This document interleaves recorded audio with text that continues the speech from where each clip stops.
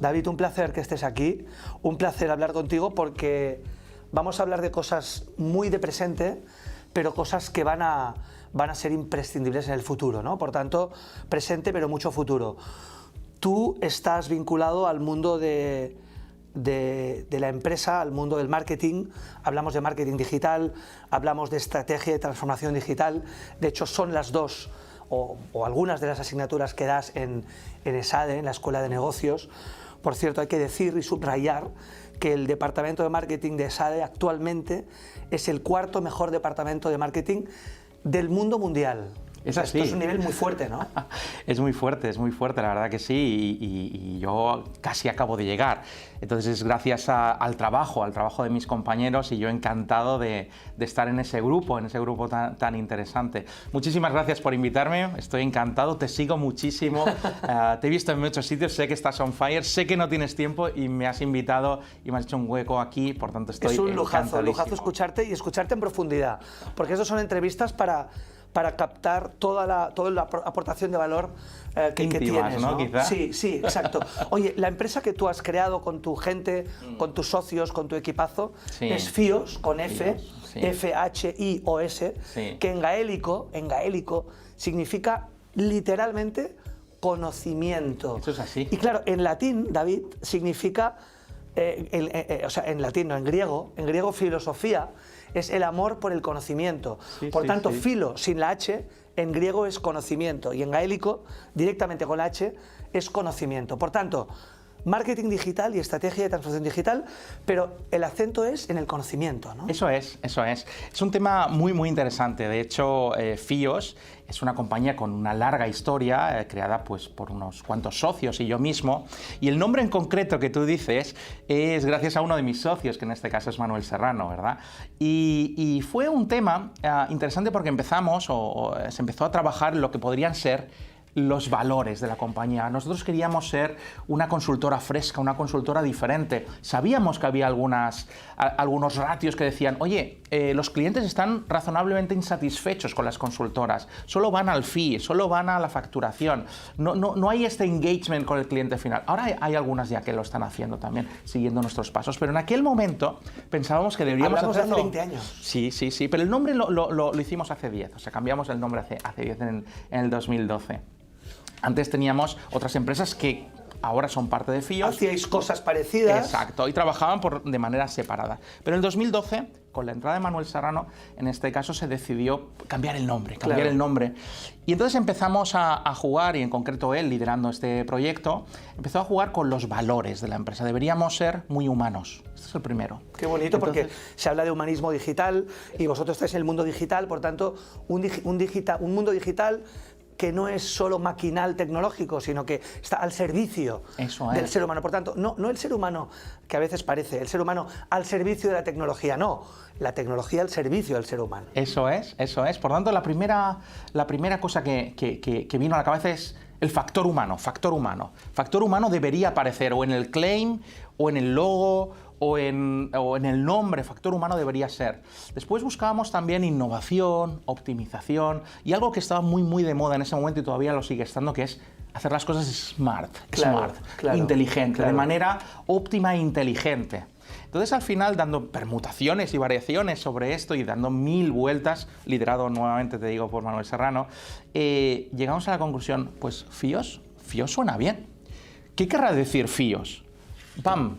Resulta que FIOS existe como palabra y quiere decir conocimiento. Dijimos, oye, es una señal divina. Además, no hay nada más humano que el conocimiento. Eso es. Y no hay nada más inteligente que el conocimiento. Correcto. Por tanto, es perfecto, ¿no? Eso es. Y entonces enseguida lo comunicamos a algunos clientes que ya teníamos, porque teníamos un historial, y gustó mucho. La verdad es que recibimos unas súper críticas constructivas, ¿no? Qué bien. También te digo una cosa, la H, aunque es una muda, ¿no? Pero es muy sexy la H. Es muy sexy la H, ¿verdad? Es como una X, que también es muy sexy. La X, la H, son letras misteriosas que implican una pregunta. Es decir, ¿por qué la H? ¿Por qué? Si podíais prescindir de ella, pero la habéis puesto, ¿por qué, no? Eso es. Factor humano. tenía Factor que estar humano. Oye, por cierto, no sois una startup, No. porque lleváis 20 años, Sí. porque sois 200 personas, porque estáis en 3 países, Italia, España, Portugal. Por tanto, no sois una startup que os definiríamos como unicornio, Ojalá. sino que sois un camello. Sí, sí, sois fíjate. un camello que es un camello. Fíjate que es una palabra que está empezando a estar de moda ahora mismo. De hecho, en argot anteriormente se decía, oye, las empresas de vuestro tipo son un motor diésel, Sí. que aguanta mucho, no corre muchísimo, pero aguanta bien, tiene una durabilidad alta, etc. Se habla de motor diésel. Pero sí que es cierto que ahora aparece esta palabra, camello. Tan de moda está el unicornio, el centauro, que son aquellas empresas que pasan de 1 millón de 1 millón de euros. Pero, ¿un camello qué es? Un camello es una empresa que es capaz de soportar buenos tiempos y malos tiempos. En los buenos no se dispara, pero en los malos tampoco se hunde. Hablamos como de las jorobas, Por tanto, ¿no? del camello. Tiene ¿no? el agua dentro. Es Tiene decir, el agua tiene dentro. la energía suficiente para atravesar un desierto sin ver ningún oasis cerca, ¿no? Sin ver ningún oasis que podría ser financiación. O sea, Claro. somos autofinanciadas, nos van bien las cosas, generamos valor, generamos puestos de trabajo y somos estables en el tiempo. Por tanto, si bien es cierto que hay muchísimos casos de éxito de startups que son unicornios, Sí. pues también hay muchos casos de fracaso, Claro. ¿no? Entonces el índice de satisfacción o el índice de éxito de un camello puede ser más alto, es más estable en el tiempo, es más orgánico el crecimiento, no tiene grandes explosiones, pero tampoco tiene caídas. Fíjate una cosa, Sí. una consultora digital y tecnológica como es FIOS, pues no es una empresa escalable. Eso no es ni bueno ni malo, simplemente es una característica, no es escalable. Claro. ¿Qué quiere decir no escalable? Quiere decir que nosotros para facturar el doble necesitamos el doble de gente, por tanto no escala, Claro. sino que simplemente es lineal, Claro. ¿verdad? Después, por ejemplo, una empresa, déjame pues una que todo el mundo conozca, Wallapop. Wallapop a lo mejor tiene muchas personas, pero cuando quiere abrir un país entero nuevo, a lo mejor con 1 o 2 ya tira. Claro. Porque es escalable el modelo de negocio. No es ni mejor ni peor, es diferente. otro modelo, es otro y hay que sistema. entenderlo muy bien. Nosotros somos B2B no escalable, hay que entender ese modelo. Mucha gente pone todas las empresas en el mismo saco, Claro. habla igual de las tecnológicas, Como habla si todo igual- fuera un modelo único, como ¿no? si fuera un modelo único, y ahí pues efectivamente se demuestra muchas personas pues que no tienen quizá esa profundidad. Pero bueno, encantado de poderla explicar. O sea, no es ni mejor ni peor, simplemente una empresa B2B no escalable, que aguanta muy bien durante 20 años, crea valor y puestos de trabajo, pues parece ser Un camello. que hay este nuevo nombre. Sois un camello. Oye, Camello. David, en este tiempo de pandemia tremendo, en el que han habido cosas muy malas, también cosas muy buenas, Sí. hemos aprendido cosas. Por tanto, el mundo digital, el mundo de la interacción humana a través de mecanismos, de interfaces, de tecnología, se ha acelerado. La pandemia ha acelerado. ¿Cómo estamos ahora de digitalización Fíjate, en España, ¿no? sí. En las empresas de España? Fíjate un tema interesante, déjame que te haga una broma, ¿eh? Un meme. Cuando estábamos en la pandemia siempre llegaba un meme, ¿no? Que decía, oye, de unos amigos que lo empezaron a lanzar en Estados Unidos, decía, ¿quién, en inglés, pero dice, ¿quién dirige o quién fomenta la transformación digital en tu empresa? Opción A, el CEO. Opción B, el CIO. Opción C, el CTO. Y opción D, el COVID-19, ¿no? Qué bueno, qué bueno. Exacto. Qué bueno. Entonces, efectivamente, pues había O sea, muchas nadie se empresas- puso por la labor, nadie Hasta estaba por el aquí. tema y el COVID nos puso en guardia a todos, ¿no? En algunos, sobre todo, o sea, los que eran los first steppers, los primeros, los que ya estaban en la transformación digital, pues por supuesto ya estaban. Pero había una cola larga, que en inglés llamamos una long tail de empresas que decían, bueno, yo lo haré, ya empezaremos de alguna manera, empezamos poquito, es un proceso, pero con el COVID-19 les aceleró. Claro. Y entonces eso sí que fue una aceleración para que el índice de aceptación de la transformación digital subiera mucho, ¿no? Dicho esto, aceleración. Pero fíjate que la aceleración, nosotros en FIOS entendemos la transformación digital en 4 ejes fundamentales. Eso ¿verdad? te quería preguntar, es decir, Sí. ¿qué hace Claro. FIOS para una empresa? Es decir, te viene una empresa y te dice, a ver, ¿qué puedes hacer por mí, no? Pues fíjate una cosa, porque voy a ligar las 2 preguntas, ¿verdad? Tú me preguntabas, ¿qué es la transformación digital o en qué estamos ahora mismo? Pues fíjate que FIOS es un reflejo de esa transformación digital. En FIOS lo que hacemos es proveer servicios y personal a las empresas para facilitarles su tarea de la transformación digital. Pero no la transformación digital que nosotros pensamos o que nosotros creemos, no, la que es la real, la que nos basamos en ciencia y en universidades que han publicado muchísimo al respecto, diciendo, oye, ¿qué es para nosotros la transformación digital? Pues fíjate que la transformación digital, a día de hoy, y también para FIOS, porque es un reflejo de la realidad, está en 4 ejes fundamentales. El primer eje es la transformación digital de las compañías desde el punto de vista del usuario cliente que ellos tienen, lo que llama el Customer Experience, ¿no? El Customer Experience no desde el punto de vista qué bonita o qué fea es una página web, no. El Customer Experience quiere decir cómo se genera atracción, cómo se genera engagement, qué canales de venta tenemos al cliente, cómo es la omnicanalidad. ¿Y cómo interactuamos con el cliente? Es decir, cómo dialogamos con el cliente. Eso es. Entonces ahí aparecen cosas muy interesantes como los touch points, los puntos de contacto. ¿Cuántos contactos puedo tener?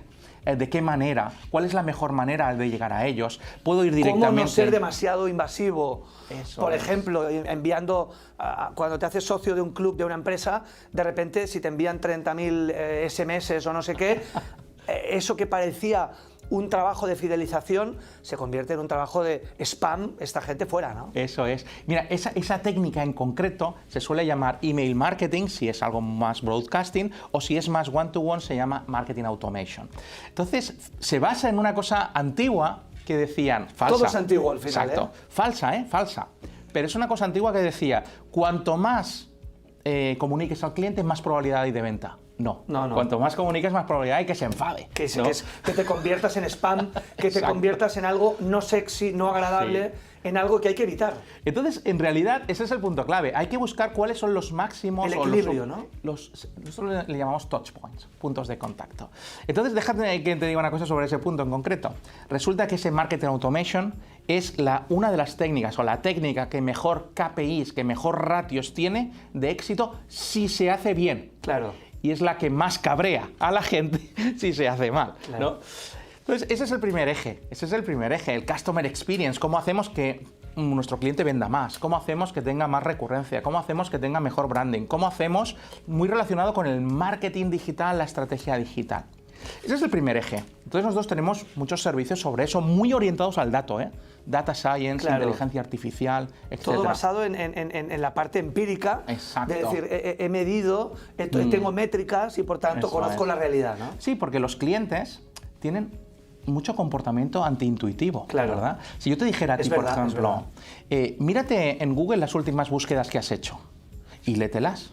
¿Tienen sentido? No es lenguaje natural, es un conjunto de palabras y adjetivos, Claro. ¿verdad? Por lo tanto, tenemos que imaginar qué es lo que nuestro cliente final, cuando está en la intimidad de su casa, de su hogar, ¿qué hará para encontrar el producto o servicio que queremos promocionar? Por lo tanto, hay mucha empatía sobre el cliente, hay muchas técnicas, bueno, tanto humanas, Psicología. exacto, técnicas humanas, que pueden ser por brainstorming, focus group, roleplay, etcétera, pero también hay muchas técnicas después cuantitativas, que necesitamos software, necesitamos inteligencia artificial, necesitamos forecasting, ¿no?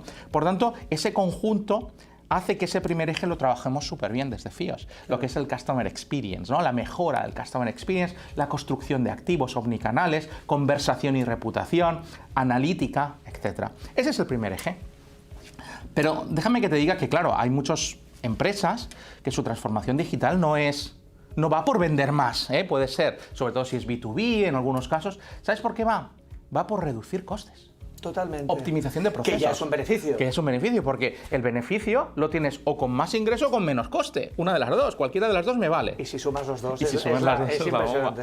Entonces, ese es el segundo eje. Nosotros podríamos ayudar a las compañías a que sean más óptimas operando, produciendo o relacionándose en su cadena de suministro. Pues probablemente reducción de papeles, generación de workflows, intranets corporativas, etcétera, que nos permitan pues que esa empresa a lo mejor no vende más, pero lo que vende le sale más barato de producir, por lo tanto al final tiene un beneficio muy claro. Ese es el segundo eje de la transformación digital, Process Optimization, optimización de procesos y operaciones. Hemos dicho que había 4 ejes, llevamos Tercero. 2. Tercero, el modelo de negocio en sí mismo. El modelo de negocio normalmente cambia. De cada compañía, de ¿no? cada o sea, de cada cliente de FIOS. Sí. O sea, te viene un cliente potencial, o un Sí. primer cliente, que tiene un modelo determinado. O una idea, a lo mejor. O una idea, pero tú te pones a pensar, y tu equipo se pones a pensar en su modelo, en a lo mejor cambiarlo, mejorarlo, etcétera, ¿no? Exactamente. Déjame un ejemplo absurdo, si quieres, que no es real, pero es un ejemplo. Por ejemplo, imagínate que nos viene Rolex. Tenemos otras marcas que no podemos comentar, pero sí que, imagínate que viene Rolex. Rolex dice, oye, me gustaría vender online. Bueno, tú ya sabes que probablemente todo el catálogo de Rolex no lo vas a poder vender. Claro. Por precio, por tipo de experiencia que requiere el cliente, etcétera. No lo puedes vender. Entonces tenemos que pensar, ¿qué es lo que sí que podríamos vender? Por tanto, vender? no todo es online, Exacto. no todo puede ser digitalizado, Sí. y por tanto hay que decirle a la empresa, al producto, al servicio, hay que decirle esto sí, esto no, Claro. cuidado con no cargarte tu imagen, tu percepción de marca, tu no sé qué, etcétera, Sí. ¿no? Déjame un par de ejemplos más, si quieres, a lo mejor es interesante para nuestros oyentes, ¿verdad? Mira, el primer ejemplo, imagínate, tú te comprarías una cerveza DAM en el e-commerce de DAM. Yo creo que no. No, porque si hicieras eso también tendrías que comprar el agua en Fonbella y los yogures en Danone. Ya hace su trabajo el intermediario, que es el supermercado online o Exacto. físico. Pues fíjate una cosa, entonces, ¿qué? ¿DAM no puede tener un e-commerce? Sí, pero no para el producto base. ¿Qué podría vender?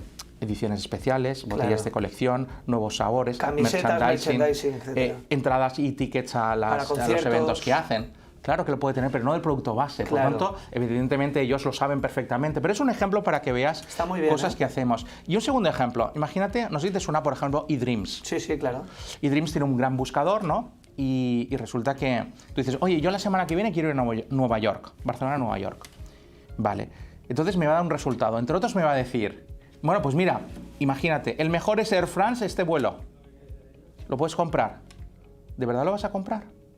No, porque cuando me digas que es Air France, me voy a la web de France a comprarlo. Ha hecho el trabajo sucio y se lo lleva al otro. Claro. Pero ¿cuál es el modelo de negocio que podemos sacar de aquí? Vender intenciones.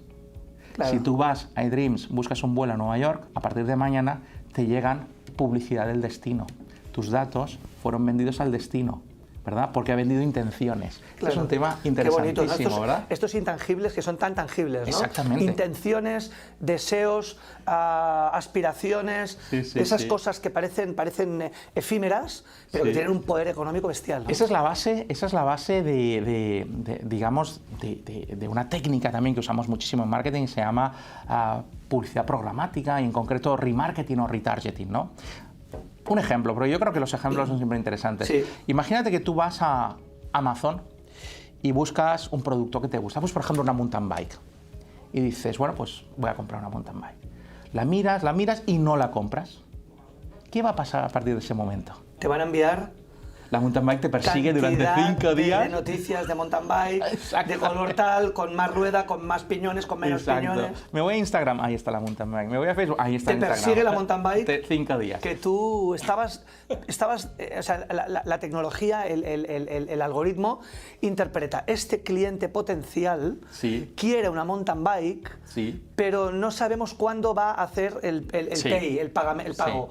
Por tanto, lo vamos a perseguir un rato Sí. hasta que lo convenzamos, ¿no? Eso es. Pero sí, posiblemente le vamos a convencer en algunos casos. Pero déjame que lo mire de la otra manera. ¿Y si no le convencemos? Claro. Tú podrías decir, conmigo pierden dinero. Claro. ¿Por qué? No, es que yo no voy a comprar la mountain bike. Claro. Ah, pero ¿por qué la miraste? Bueno, la miré pues por curiosidad, Claro. porque uno del trabajo se la ha comprado, quería ver algo, pero 0% probabilidad que la compro. Van a perder dinero conmigo. No tanto. Déjame que lo mire de otra manera. Imagínate que yo cojo una caja y meto todas las personas que alguna vez miraron la mountain bike Sin comprarla ninguno. sin comprarla. Y cojo otra caja y meto el resto de personas que son clientes nuestros. Vale, perfecto. Uno a uno a lo mejor me equivoco porque yo cojo el primero, caja 1, primera persona y sale David Escamilla. David Escamilla no compra, ¿ok? Uno a uno me equivoco. Pero como caja, ¿dónde hay más densidad de compradores? ¿En la caja 1 o en la caja 2? Evidentemente en la caja 1. Claro. Por tanto, el mismo presupuesto de marketing, Claro. el mismo anuncio, tiene mejor performance en la 1 que en la 2. Claro, tienes ya un público cautivo, un público interesado en un producto Sí, que sí, sí. busque, digamos, digamos, a lo mejor les haces una oferta y sí que caen. Ahí o puede cae, ser, ¿no? o caen más que Caen en una más. random. No estamos hablando del 100%, a lo mejor es un 2, un 3, Claro. pero no es un ya 0,5. son un target, Ya, un sí, target sí, sí. que quiere una mountain bike. Claro, o que tiene cierto interés. O cierto interés. Por tanto, a mí me interesa como empresa. Por tanto, hablamos de datos, David, datos. Datos cualitativos Y cuantitativos, datos cuantitativos, cualitativos, datos significativos también. Eso es, ¿no? eso es. Entonces yo como empresa, como uno de mis clientes, estaría encantado de comprar sacos de datos con interés. Claro. Claro. Entonces hay un montón de empresas que se dedican a esta venta de datos. Pues mira, todas aquellas en las cuales tú uses, te guste y te dé valor, pero no estás pagando por ellas, por ejemplo Wallapop, por ejemplo Facebook, TikTok, todas aquellas que tú usas y no pagas, en realidad eres un usuario, eres parte del producto. Claro. Al final, de una u otra manera, pues en intenciones o demás, acabará siendo vendido, ¿verdad? Entonces, ese es el negocio fundamental que tenemos, ¿no? Fíjate una cosa, esto es un negocio cautivo, como tú decías. Sí. Fíjate, tú, por ejemplo, tú quieres usar Facebook, ¿no? Entonces, pues, Sabes que hay un chiste, ¿no? Que dice que si quieres un sitio tranquilo en el que haya poca gente, vete a Facebook, ¿no? Es verdad. Bueno, y cada vez menos, sí que es verdad, sí. Entonces, fíjate una cosa. Bueno, cada vez menos con el modelo de negocio que tiene. Ahora está intentando repensarlo con Meta y otras cosas, ¿no? Pero fíjate una cosa. Déjame que te haga un símil con un modelo de negocio clásico, ¿verdad? Tú quieres usar Facebook o Instagram, ¿vale? Lo puedes hacer gratis. ¿Pero a cambio qué? A cambio tienes que ver una serie de publicidad, ¿verdad? Claro. Tú quieres jugar al Candy Crush gratis, ok, pero a cambio tendrás que jugar o ver una serie de publicidad o ver un vídeo promocional o ver una pantalla de un patrocinador o lo que sea. Esto es el típico negocio cautivo. Por ejemplo, ¿tú quieres coger un avión en el aeropuerto? Sí, te paso por el duty free. Claro. A ver quién cae aquí. Exacto. ¿Tú quieres ir a una película aquí al cine? Sí, pasa por la palomita. ¿Quiero ver un vídeo de YouTube? Sí, pero verás 3 anuncios primero, que en uno te pondrá, puedes saltar publicidad, pero habrá 2 que no te pondrá la opción, te los tendrás que tragar. Tengo un buen amigo en una compañía de cines que me dice, ¿sabes a qué nos dedicamos? Digo, hombre, sí, a películas. No, nosotros vendemos palomitas. Claro. Y para vender palomitas tengo que poner una película. Yo con la película pierdo dinero, porque los royalties son muy altos. Eso es lo que hizo George Lucas. Cuando George Lucas con Steven Spielberg crearon el imperio, la factoría de la Guerra de las Galaxias, Lucas dijo, Steven y a su equipo de dirección y de producción de cine, os quedáis vosotros la taquilla del cine, el 100%, pero me dais a mí todo el merchandising, todo. Y los otros pensaron, este tío va a perder dinero.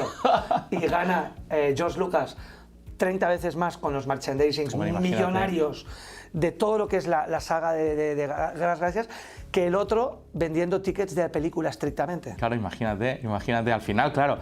Bueno, fue un visionario, efectivamente. Entonces ahora... En los años 70. Claro. Ahora el visionario es aquel que ve el valor de los datos. El valor de los datos. Estamos en una sociedad de datos. Y vamos con 2 ejes, ¿verdad? Hemos dicho Customer Experience, Process Optimization, modelo de negocio, ¿verdad? Cómo cambiamos el modelo de negocio. Y después una cuarta que son las personas. Hoy en día, cómo las empresas tratan a las personas, es decir, cómo fomentamos el teletrabajo, cómo conseguimos que eso funcione, porque el teletrabajo no es simplemente voy, cojo el ordenador y trabajo en casa.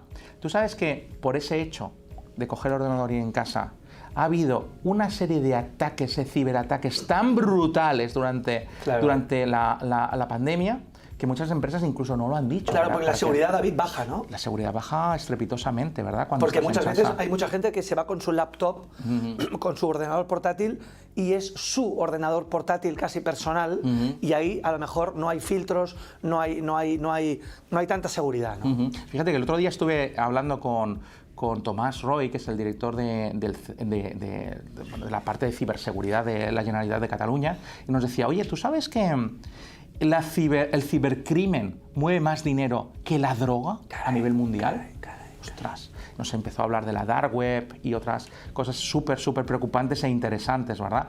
Entonces, claro, nosotros, esa parte de cómo se puede tratar a la persona, cómo transformamos a la persona, cómo nos adaptamos a la persona, sobre todo pues nuestros colaboradores, cómo atraemos talento, cómo lo generamos un poco de engagement, eso es lo que necesitamos, o lo que hacemos desde esta área. Déjame un ejemplo otra vez. Imagínate, a lo mejor conoces a alguien, ¿no?, que ha empezado a teletrabajar. Por el hecho de teletrabajar, es posible, no todos, pero es posible que hayan perdido sentimiento de pertenencia con la empresa. Es decir, si trabajo en la empresa A, lo hago desde el salón de mi casa. trabajo en la empresa B, lo hago desde el salón de mi casa. ¿Cuál es la diferencia? Muchas veces se comoditiza, se va al precio, al dinero, y se generan burbujas sobre esto. Entonces, es posible que nosotros desde departamentos de recursos humanos seamos capaces de ayudarles a tener más engagement con el cliente, más captación o incluso la cesión temporal de equipos de alto rendimiento. Pues sí, esa es otra área de negocio que tenemos. Por lo tanto, nosotros, ciberseguridad, infraestructura, construcción de activos digitales, que pueden ser e-commerce, apps, etc. Marketing digital y estrategia digital, y datos e inteligencia artificial. Estas son nuestras 4 áreas para dar servicio a esa nueva realidad que hay en el mercado. Se nota ahora. Que eres profe de SADE porque tienes una capacidad pedagógica bestial, ¿eh? Espero que se entienda. Te explicas súper bien. Oye, hay un tema, David, que es una cierta nostalgia de lo analógico. Oiga, me están complicando la vida. Oiga, tanto dispositivo, tanta tecnología, tanto software, tanto que me siento pequeño, me siento incompleto, me siento ignorante, porque cada día me lo están cambiando todo. Y por tanto un back to basics, ¿no? y una nostalgia, ¿no? de lo analógico, ¿no? Sí. Entonces, ¿cómo convencéis a estos nostálgicos de que no es opcional? Fíjate que... Oiga, no hay plan A, plan B, hay un plan A solo. Hay solo un plan A. Fíjate que eso pasa mucho, lo que tú dices, pero está bastante segmentado, está bastante claro en qué demográfico, psicográfico y geográfico estamos hablando. Es decir, pues son de una edad concreta, de un demográfico concreto, de posiblemente geografía concreta. Entonces eso está muy segmentado.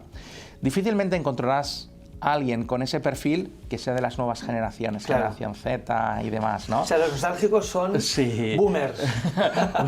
Baby boomers, sí, o la siguiente incluso. Pero ahí sí que efectivamente ahí nos lo encontramos, pero razonablemente no es tan mayoritario. Y cuando es, sobre todo es para temas personales, de tu vida personal y para compatibilidad entre el trabajo y persona. No nos encontramos, o no nos hemos encontrado demasiadas personas que tengan ese comportamiento siendo directivos de empresas, siendo clientes de FIO, sobre todo en el B2B. En el B2C es posible que nos los encontremos, pero no es nuestro campo. Si bien es cierto que los clientes de nuestros clientes sí que pueden tener ese comportamiento, entonces nosotros les ayudamos también con algunas técnicas sobre ellos. Oye, desde SADE, desde tus clases con los que van a ser líderes de pasado mañana, ¿no? ¿Cómo los ves? Es decir, esta nueva generación que tú observas cada día, que tienes ahí tienes una atalaya de conocimiento y de una auténtica... Un pulso del día a día, ¿no? ¿Cómo los ves a nivel de liderazgo, de cultura, de esta cosa de qué es vida privada, qué es vida pública, vida de trabajo, ¿no? Trabajo, vida privada. Si me pagan más está muy bien, pero hay otras cosas que me importan más que el que me paguen más. Es decir, ¿cómo ves la cultura? ¿Cómo ves las nuevas generaciones que van a ser los líderes de pasado mañana, ¿no? Pues la verdad es que es súper esperanzador. Yo tengo relación y conozco muchísimos estudiantes, sobre todo de SADE. Te voy a decir una cosa, SADE es una máquina transformadora. Es una máquina excepcional transformadora. Tú ves a los estudiantes que entran en primer curso que dices, uff, vaya, cómo son. Parecen casi ninis, pero no lo son, porque para entrar en SADE has tenido que tener un currículum excepcional, ¿eh? Pero desde luego los ves como jóvenes y como los podrías encontrar en la calle y dices, ay Dios mío, seguro. Pero déjame que te diga una cosa, en 4 años la transformación es tan brutal. O sea, hay una transformación / aceleración. Es una aceleración se habla de las aceleradoras, de startups, etc. Pues es una aceleradora de personas, ¿no? Es una aceleradora de personas, pero no te lo crees hasta que no lo ves.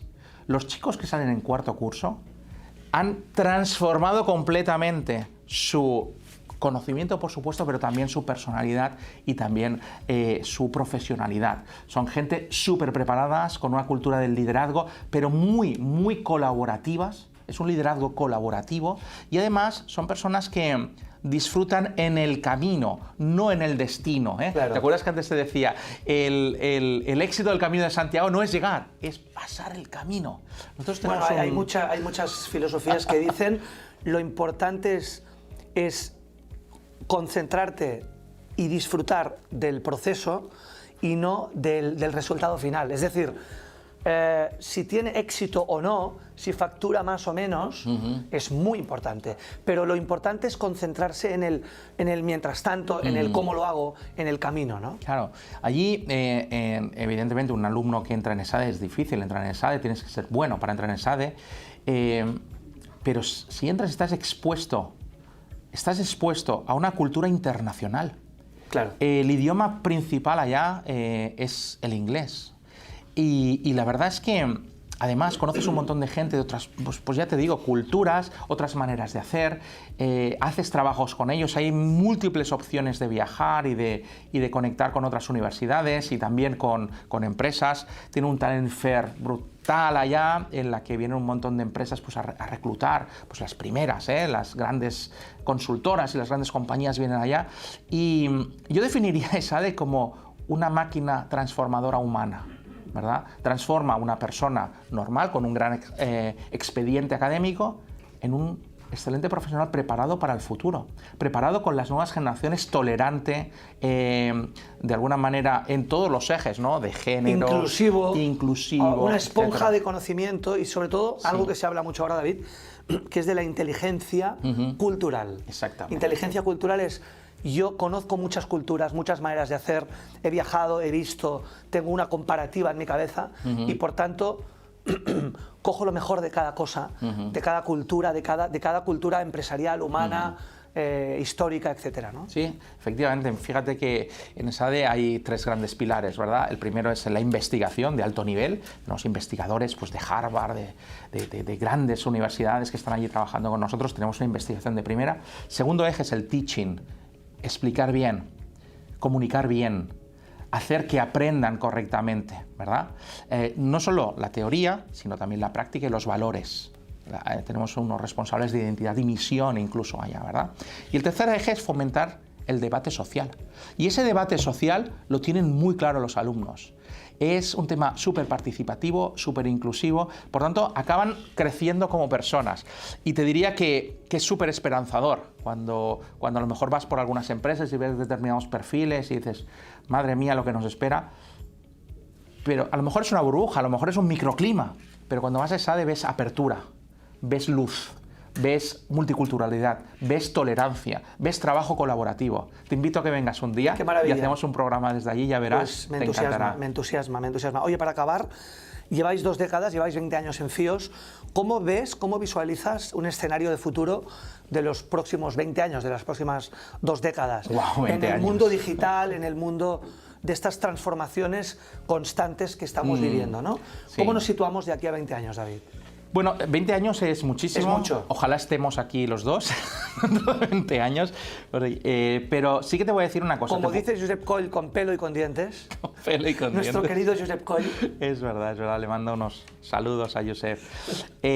Pues yo te diría que a 20 años no lo sé, pero un poquito más a corto plazo sí que te voy a decir que efectivamente todo el tema de datos y la explotación de datos en pro a 3 cosas. Entender lo que pasó. O sea, con el historial yo puedo entender lo que pasó y aprender. 2, saber lo que está pasando ahora mismo. Y 3, hacer un forecasting de lo que pasará es la mejor manera, ¿no? Por tanto, también visualizo un futuro en el cual todos los trabajos repetitivos y mecánicos ya los tengamos fuera y nosotros nos dediquemos más a trabajos creativos, sobre todo humanos, la FIOS, ¿no? FH. Vamos a buscar la humanidad de todo esto. Vamos a buscar aquello que realmente una máquina no puede hacer Muy por nosotros, esto, ¿no? Porque cuanto más avanza la tecnología, más retos tiene el ser humano. Exacto. Es decir, el ser humano a veces se había conformado, se había acomodado a hacer cosas que podía hacer una máquina, pero todavía no la estaba haciendo una máquina. Exacto. Entonces era un territorio de confort, hago cositas fáciles, que me salen bien, que no me cuesta nada, cobro a final de mes y tal. Bueno, pues eso, señor, se le va a acabar. El chollo se le va a acabar. Por tanto, el gran reto humano es hacer cosas que solo puede hacer un ser humano. Un humano, eso es. Eso es un tema súper interesante, con la creatividad, con las ganas de vivir, con el amor, con una serie de variables que una máquina a día de hoy no imaginamos que pueda hacer. A lo mejor puede dentro de 20 años, pero a día de hoy no imaginamos que una máquina pueda hacer esto. Por tanto, tenemos que imaginar ese futuro conjunto, ese futuro en el cual hay una convivencia muy clara con las máquinas, hay un control, hay una parte ética importantísima. Tengo buenos amigos que están en el MIT en Estados Unidos trabajando sobre el código ético de las máquinas. Claro. Desde luego hay un decálogo ya hecho desde hace tiempo, pero el código ético... Hay que reactualizarlo, ¿no? Hay que reactualizarlo. No es ningún secreto que hace unos 10 años ya hubo una inteligencia artificial que se puso en online, ¿no? Y entonces la gente podía hacer preguntas. Pero ¿sabes qué pasó? La tuvieron que retirar. Ya. ¿Sabes por qué?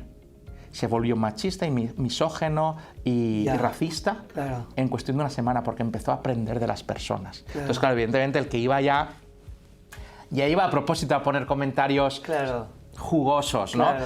Y entonces la máquina aprendió lo peor del ser humano. Entonces lo tuvieron que quitar. Esperemos ahora con el ChatGPT y otros, pues esto ya esté un poco más cubierto. Pero sí que es cierto que hay una parte de convivencia importante, ¿no? Sobre todo en el tema operativo, mecánico y demás. Y esto abre un amplio debate, ya no tan tecnológico, humano, ¿no? Totalmente. Porque tú sabes que la sociedad la tenemos montada con el puesto de trabajo, es decir, tú estás trabajando, yo estoy trabajando y parte de nuestro salario pues va para mantener, digamos, pues una sociedad en varios sentidos, ¿no? Tienes una serie de impuestos que mantiene una sociedad. Pero si tuvieras unas máquinas que trabajan por ti y tú te dedicaras más a adquirir conocimiento, a ser más creativo, ¿quién trabajaría la máquina? Entonces, ¿quién pagaría los impuestos? La máquina. ¿En función de qué? ¿No? Entonces, a lo mejor tiene mucho más calado de la cuenta. Hay grandes debates sobre esto, ¿verdad? Claro. ¿Y a qué te dedicarás tú si no tienes que trabajar, ¿no? Claro. ¿Qué es lo que tendrás que hacer? ¿Cómo valoraremos si tiene valor o no lo que haces? Es decir, si haces un ocio creativo, un ocio de aportación de valor, o haces un ocio recreativo y un ocio de pérdida de tiempo, ¿no? Exactamente. Pero dicho esto, que es futurista, a corto plazo, en los próximos 5 años, lo que estamos haciendo es transformación digital de compañías. La transformación digital, que es un término que mucha gente dice, oye, ya está obsoleto. No está obsoleto. ¿Por qué no está obsoleto? Porque no es un objetivo en sí mismo. ¿Estoy transformado o no estoy transformado? No. Hay una gran escala de grises, es un proceso, es un procedimiento. Por lo tanto, se habla del índice de madurez de las empresas transformadas, ¿o no? ¿Cuán transformado estás? ¿Hasta dónde podrías llegar? Fíjate que hay varios estudios que hablan de que la transformación digital es un constructo multidimensional que depende de varias variables. Algunas de estas variables son tiempo, que evidentemente es una función del tiempo. ¿Por qué? La transformación digital de hoy no es la misma que la de ayer. De mercado. Evidentemente, la transformación digital que podemos tener aquí en España no es la misma pues, que, yo que sé, en Etiopía, yo que sé, por decir algo, ¿verdad? O la tercera, de tecnología, la transformación digital que podemos tener sin tecnología o con la nueva tecnología de ChatGPT o las nuevas que salgan, que ahora hay una guerra muy interesante, ¿verdad? Ahora Google ha puesto mucho dinero para otra y Microsoft está con la otra y cada uno se quiere hacer con el monopolio de esto, ¿no? Claro, fíjate, las 3 variables fundamentales son tiempo, mercado y tecnología, pero hay muchas más. ¿En qué función o qué peso tiene cada una de estas variables? Bueno, esto se va definiendo y son flexibles alrededor del tiempo. Por lo tanto, nos queda gran recorrido en madurez de la transformación digital y sobre todo, de momento, en esos 4 ejes que hemos dicho, sobre todo, muy importante, la ciberseguridad y la infraestructura, que es lo que aguanta todo. 2, construcción de activos digitales, pero omnicanal. Ahora se habla mucho del marketing on the go, que no es solo el móvil, es cuando te estás moviendo, cómo te ataca cuando te estás moviendo, ¿verdad? Tú, por ejemplo, alguno de nuestros oyentes, no sé, si apaga el teléfono por la noche. Claro. ¿Qué pasa si un teléfono está cada día parado, geoposicionado en un mismo sitio 8 horas por la noche? Pues vives ahí. Y si cada día te mueves en una misma dirección, pues trabajas o estudias ahí. ¿Tú no te has encontrado alguna vez que cuando entras... Qué fuerte, todo es información. Claro. Tú cuando entras en el coche y te dice el Siri o el mapa del Siri, te dice, bueno, tantos minutos para llegar al trabajo. Bueno, yo no le he dicho nunca dónde trabajo. Claro. Yo no le he dicho nunca dónde voy. Pero si voy cada día a un sitio, eso es el trabajo, ¿no? Eso es el trabajo, ¿no? Entonces... O sea, la tecnología pone el nombre de lo que no dices, pero haces. Claro, ella intenta ayudar. Claro. Ella intenta ayudar, o sea, lo podemos ver como una amenaza. Ostras, sabe lo que hago. Bueno, es que sabe lo que haces para ayudar. Claro. Otra cosa es que no quieras. Pues tienes tus opciones de borrar, de ponerte en modo incógnito, tienes otras opciones, pero si lo dejas abierto, pues efectivamente la máquina va a intentar ayudar al hombre. Claro, claro. ¿Sabes? David, gracias por ayudarnos a entender el presente y por invitarnos a vivir en un futuro bastante bastante habitable. Gracias a ti, lo he pasado genial, muchísimas gracias y espero que se entienda el tema. No es un punto malo el que estamos viviendo, es un punto diferente, es un mundo transformador y desde luego tenemos que ser tolerantes y el factor humano. Y más humanos que nunca. Eso es. Me quedo con eso. Muy bien. Gracias.